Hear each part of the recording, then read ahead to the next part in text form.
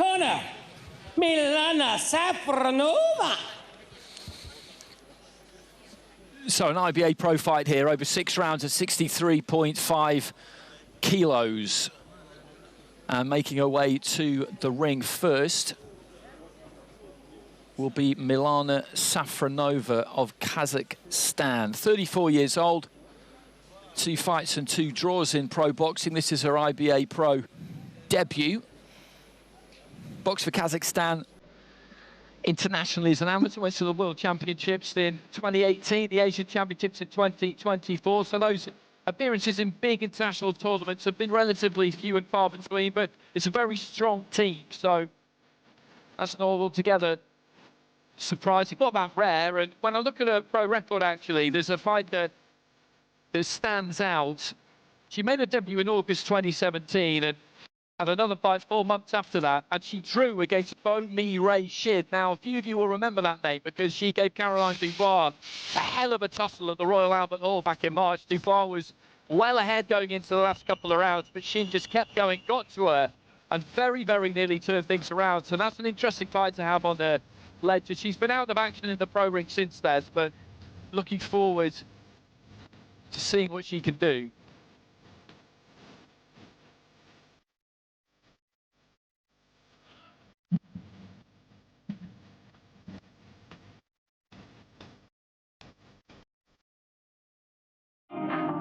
Ladies and gentlemen, welcome to the Gold Corner from Turkey, Gulsum Tatar, Captain!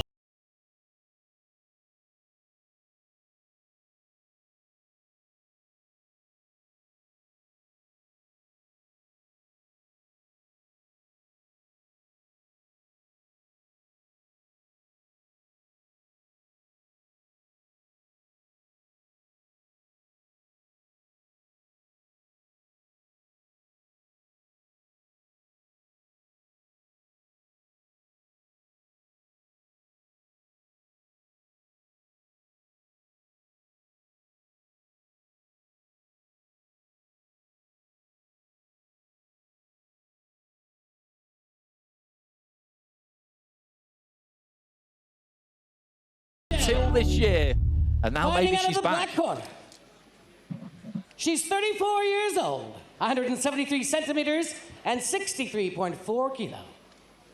The Asian champion, 3-time champion of Kazakhstan, recognized as the best female boxer of Kazakhstan.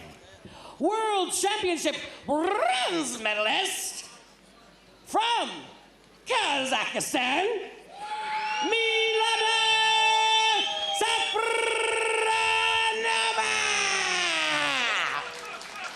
Ladies and gentlemen, and her opponent fighting out of the Gold Corner. She's 40 years old, standing 170 centimeters tall, weighing in at 63.5 kilograms. Her IBA.PRO debut tonight. Ladies and gentlemen, she's a world and European champion representing Kars, Turkey, Gulsum Tatar, Tatar. And then the bell rings, your referee in charge, Valery Pastukov, Moldova. So another 6-rounder between these two as they're called to the middle. Boxers, head up, no holding, no low blow. Listen to me, comrades. Shake hand. Good luck. And it should be an interesting fight, this, because I outlined the credentials that they both have. What we don't really know with Gulsum Tatar, because I've not seen her since she came back this year, is what she's got left. She looks in good shape at 40 years old, but she's giving away age to Safronova, who's been boxing at elite level for a good period of time herself. And physically, they're quite different. Safronova, the taller of the two, a solid look about her. She boxes out of the orthodox stance. Tatar, in the white, boxing as a southpaw. Yep, Tatar, been around a long time. And that's the question now, Andy, isn't it? What has she got left? What can she deliver? Boxes out that southpaw stance, as you say. Quite awkward, difficult to work out. And Safronova is going to have to be very cautious and very clever about her approach here. She's looked for that right hand to the body a couple of times, Safronova, just dipped her knees, thrown it nice and long and straight, and caught Tatar with it, who's just standing on the borderline of range there, almost trying to tempt Safronova into something. And the referee actually saying to the pair of them they need to throw some punches, they need to get on with it, but they're having a good look at each other, aren't they? Because Safronova, as you said, is slightly wary of the person she's got in front of her. She knows about the quality, she doesn't want to commit and give anything away. Yep, there's plenty of respect between these two. These girls will know each other, they will know their strengths and their weaknesses, and it's a little bit of cat and mouse at the moment.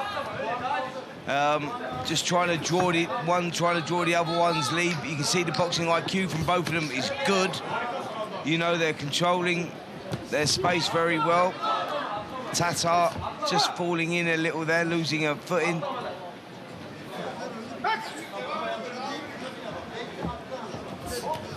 Looking for that right hand there, Safronova, but Tatar just managed to just dip and let it slide over her shoulder.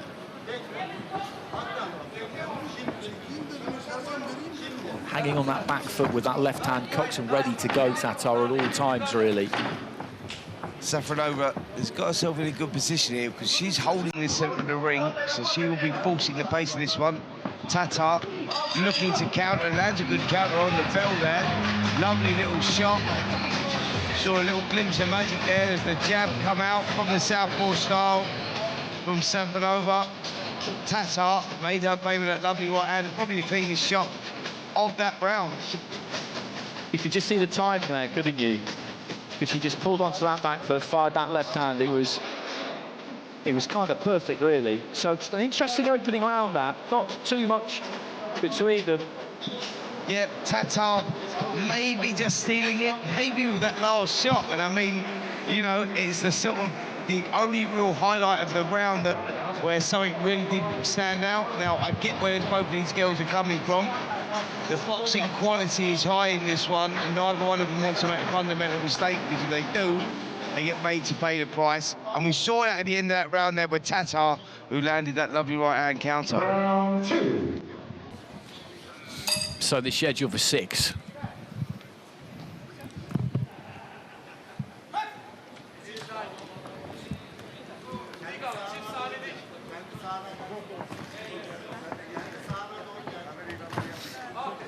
And the pace has picked up from the pair of them right from the start of the round. I think really more initiated by Safronova, who's trying to get busy with that lead hand. She's not really punching with it necessarily, but trying to use it as a distraction so she can move in behind that right. I think she feels that that is the shot for her, that if she doesn't chase it in with that natural reach, she can get there anyway. Yeah, well, what she needs to do here, Safronova, is she needs to create the space, like feint with that jab, hit the jab to the gloves, shuffle the feet in to land that right hand in range, because the shot for a southpaw is the right hand and you follow up with a left hook. When you go with your own left, you reach over your front foot and you leave yourself vulnerable and open for counters.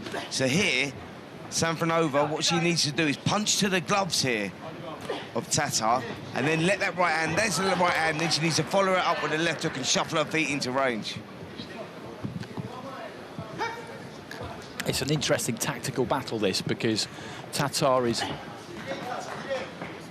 just waiting, trying to make Safronova fall a little bit short. She wants to try and draw that right hand, doesn't she? Even though that's the punch that Safronova favours. See if she can fall short with it and then just pull the trigger on that left.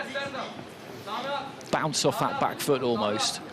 Yeah, they both know exactly what they're trying to achieve here. That's the thing, they're both working out the work here, and that's where you're at with boxing. When you get to a certain level and a higher level, you know, it's always about changing, being unpredictable. Unpredictability wins in this game, and at the moment, they're both working each other out. Closing stages of the second round. Yeah, sorry, Andy, I was going to say that causes that stalemate, and that's why you know, the styles are not gelling. Touch of gloves between the two. Could be one round apiece, I think, maybe, after that second round. Safronova was probably a little bit busier, landed that right hand into the body a couple of times. Tyson Fury taking his seat down at ringside in front of Liam Smith. Callum Smith, Paul Smith here as well. He sat next to Roy Jones Jr., Tyson Fury, so there's some ability over there in that front row. Yeah, and next to Roy Jones Jr. is Johnny Nelson, and the list just keeps going on. I'm looking around the room, and wherever you look, you see another face, another name. Troy Deeney's even there as well. I can see him right through the middle of the ring, and yeah, a lot of intrigue around this. We always get that when there's something new coming onto the scene. The IBA, who you know and know very, very well, Andy, you know, you cover so many amateur events across, you know, across the globe, so you know what the IBA is about, but the intrigue here is the IBA.PRO, and I think that opens up a lot of doors for fighters that may, you know, don't get that opportunity because they're the chairman of the Who Needs Him, Who Wants Him club, and they don't come from the right part of the world. No, that's absolutely right, and that's what's going to be very, very interesting about it. It's been going for a while now, IBA.PRO, and I've seen some really, really good matchups. And in someone like Albert Batagaziev, I've seen Muslim Ganjimagomedov win a World Bridgerweight title as well on the card in Russia last year. Those are two fighters who want to make their name in their home countries. Good sportsmanship there between the two as they took a tumble to the canvas. They want to be big names and built where people really care about them and they're going to buy tickets for them, and that as a fighter is absolutely what you want.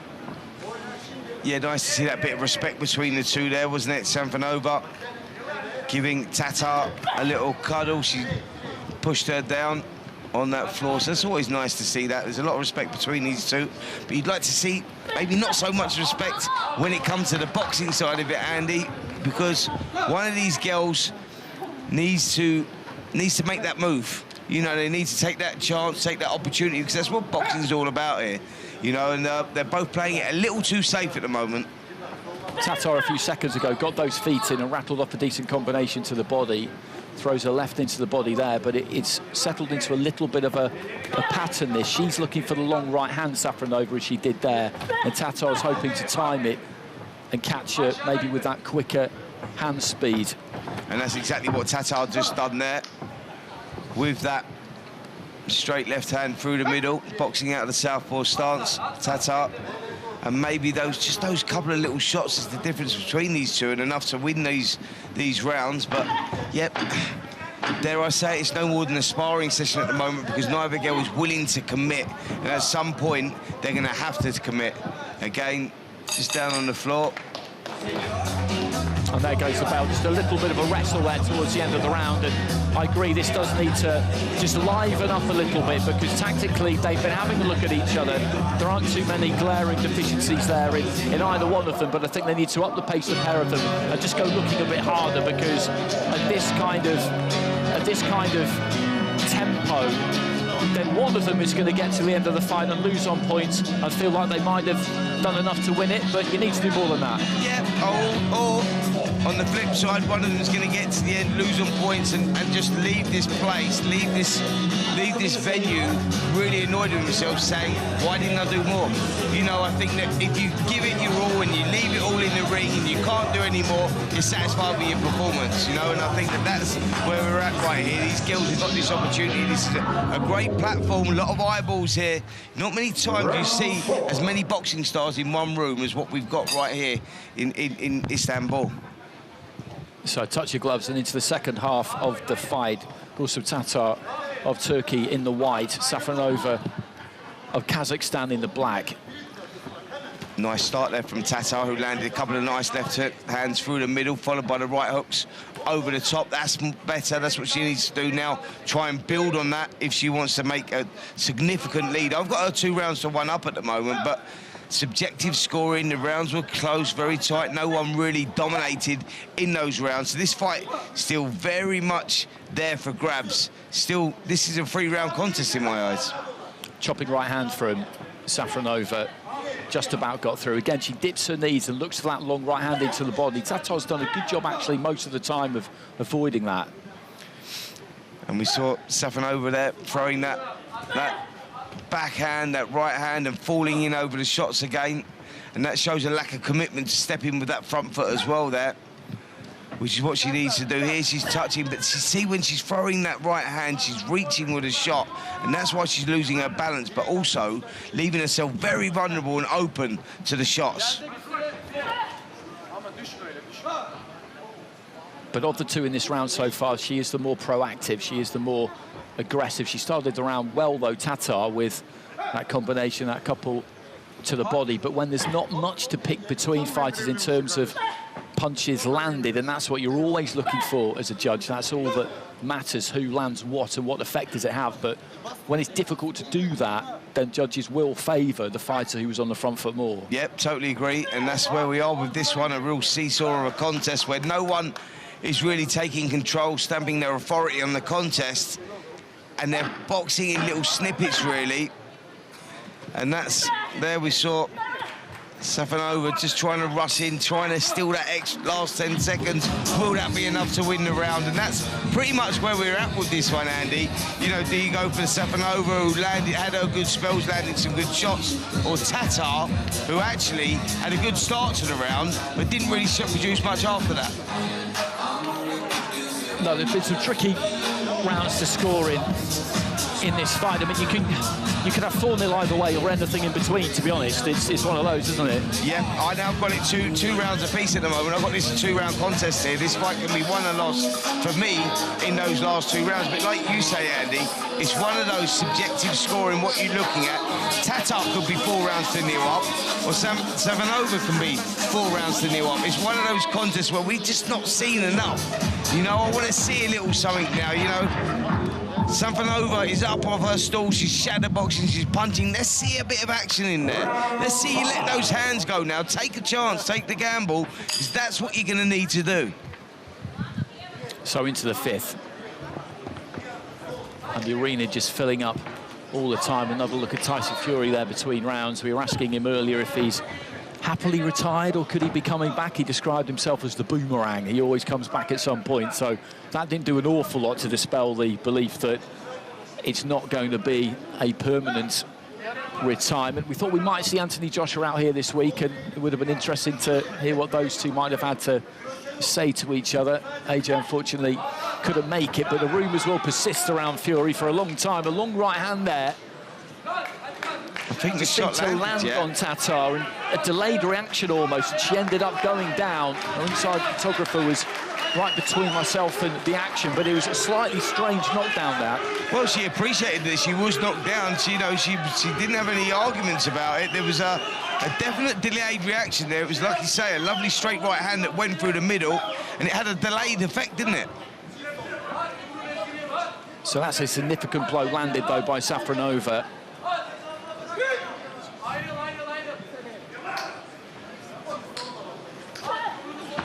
Yep, you're talking about Tyson Fury. He was up on the stage today at the press conference, and you see a little glint in his eye when asked, is he definitely permanently retired? Is he coming back? And the IBA president actually asked him and put it to him, if there was enough money on the table for you and Anthony Joshua, could we see it on this platform? And the answer from Tyson Fury, show me the money! That's been something he said a lot recently, isn't it? Absolutely, absolutely.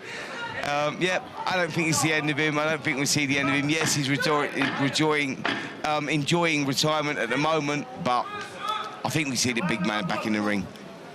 Well, Tatar just gesturing to a referee there that there was a clash of heads, and there is a slight little nick on the corner of the right eyebrow there of Safronova.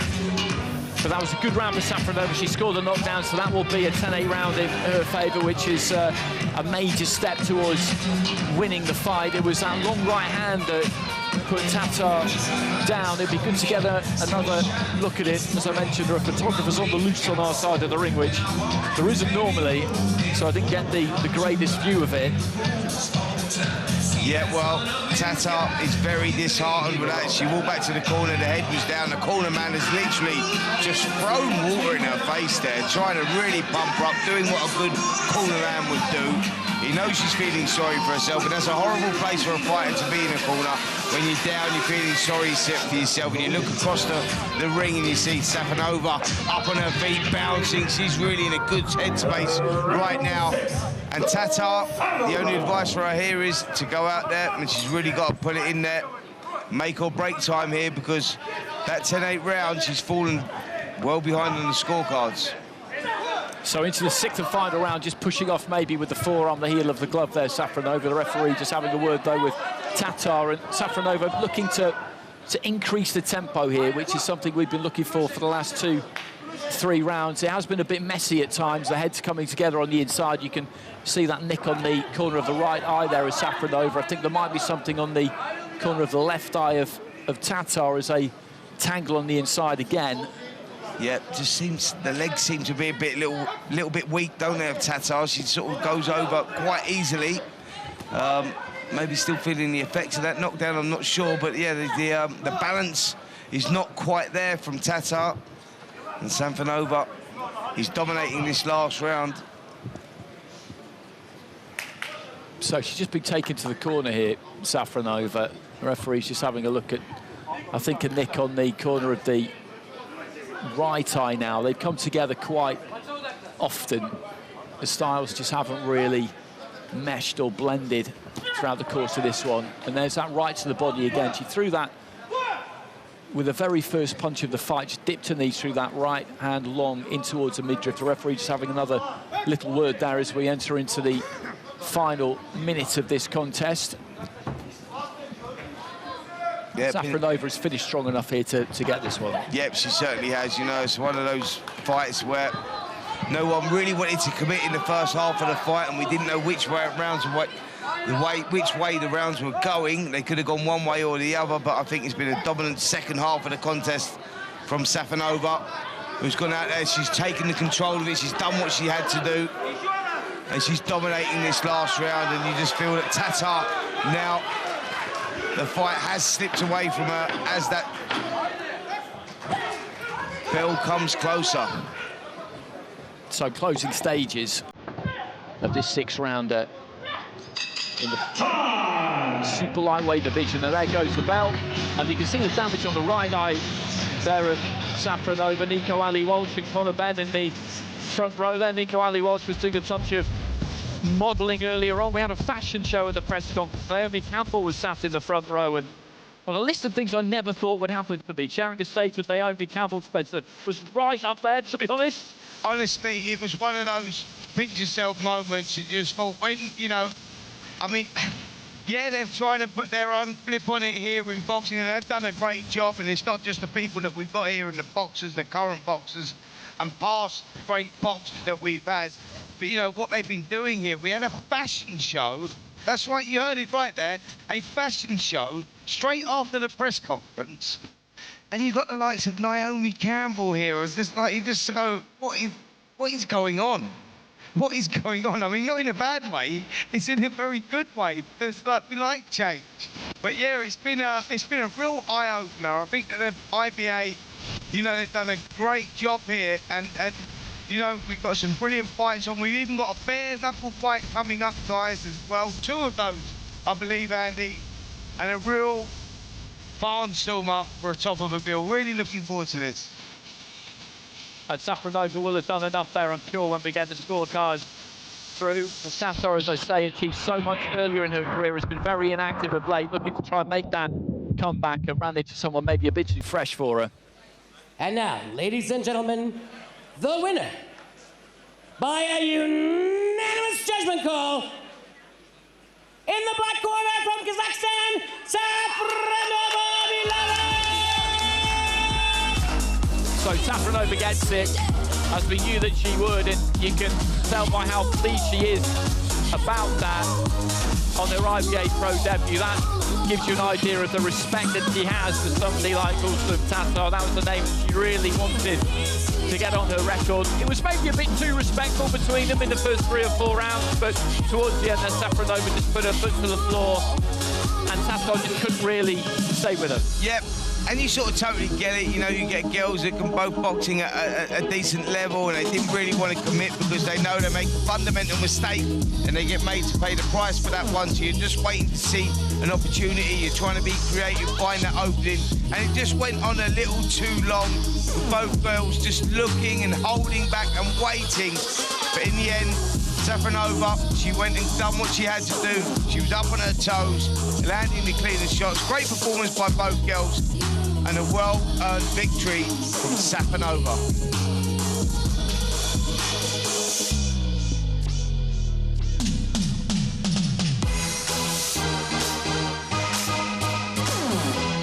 And as you mentioned, we've got a bare knuckle contest up next as we look back on some of the highlights of that previous bout that we've just watched. And that's going to be an interesting experience for the both of us, because we've only ever commentated on professional boxing or amateur boxing. Bare knuckle is one of these entities whereby we've never been really sure what it is, to be honest, because it's never seen that regulated or codified. It's got a little bit of an underground reputation, but actually, when you strip it back, it's what boxing originally was before it entered the gloved era back in 1891 it was, with the Marquis of Queensberry rules. And I think what the IBA are looking to do is give bare knuckle, for want of a better word, a bit of a makeover, a rebrand, make people understand that if you want to compete in this sport, then you need to be a highly trained, very skilled athlete, which all four of the fighters we've got here tonight absolutely are. It's got that more brutal element to it because there are no gloves. It's over 2-minute rounds, and I'm looking forward to seeing it, because this is an area that they feel they can really branch out into. It won't be for everybody, but at the same time it does give fighters more chance to earn a living. Yeah, there's definitely an appetite for bare knuckle boxing at the moment. The TalkSport Boxing YouTube channel viewers